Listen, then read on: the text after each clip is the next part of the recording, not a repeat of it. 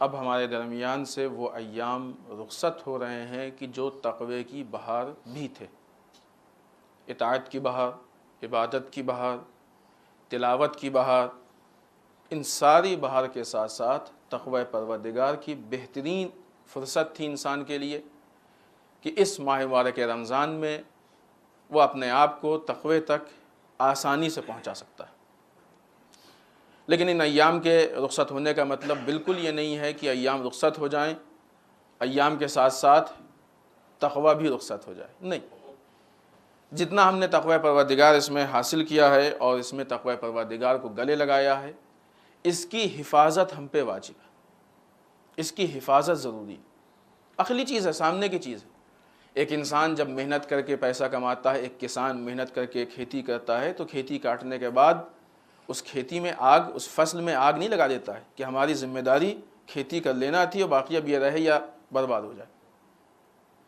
ایک کمانے والے بزنس مین کی ذمہ داری یہ نہیں ہے صرف کہ وہ بزنس کر کے پیسے کما لے پھر برباد ہو جائے، ہم سے کوئی فکر نہیں۔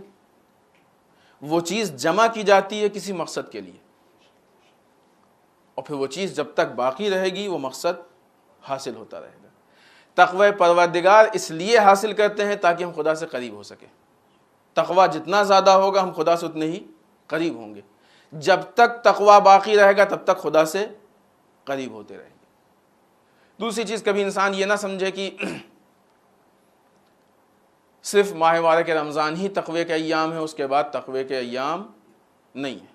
نہیں، ماہ مبارک رمضان کے لیے قرآن مجید نے کہا ہے کہ لعلکم تتقون، شاید تم متقی ہو جاؤ۔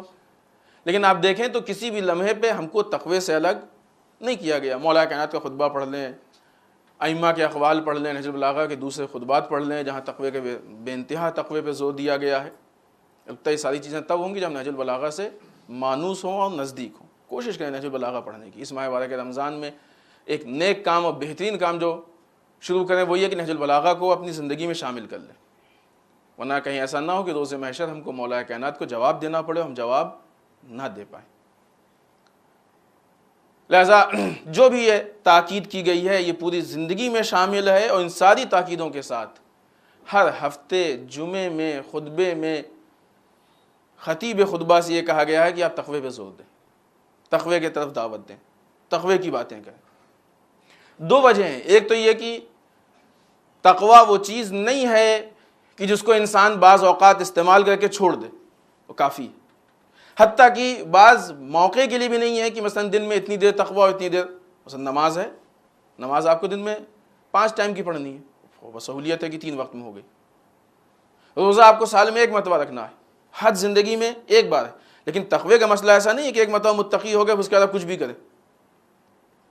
تقوی کو ہمیشہ ہر لمحے انسان کو ساتھ رکھنا ہے، اختیار کرتے رہنا ہے، اس میں اضافہ کر اس کو بڑھاتے رہنا ہے۔ اسی لیے کہا گیا کہ ہر ہفتے ہر روز انسان تقوی کی سفر میں آگے بڑھتا جائے تاکہ خدا سے نزدیک تر ہوتا جائے۔ یہ ماہ مبارک رمضان میں جتنی بھی کمائی ہم نے اتنی محنت و مشقت سے کمائی ہے، جو بھی ہم نے حاصل کیا ہے، اس کی حفاظت بھی ہماری ذمہ داری۔ جو بھی تقوی ہم نے حاصل کیا، ظاہر سی بات ہے سب ایک جیسے نہیں ہوتے ہیں۔ آدمی میں، ہر آدمی کی محنت میں، کوشش میں، ہر آدمی کے نتیجے میں فرق ہوتا ہے، جس کو جو نتیجہ ملا۔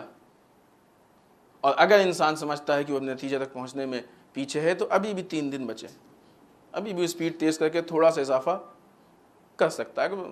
اگرچہ یہ ساری چیزیں تب ہوں گی جب انسان حساب و کتاب کرے گا، جب انسان کے لیے مقصد معین ہوگا کہ کہاں جانا تھا اور ہم کہاں پہنچے ہیں، تو انسان ان ساری چیزوں پہ حساب کتاب کرے گا اور اس پہ عمل کرے گا۔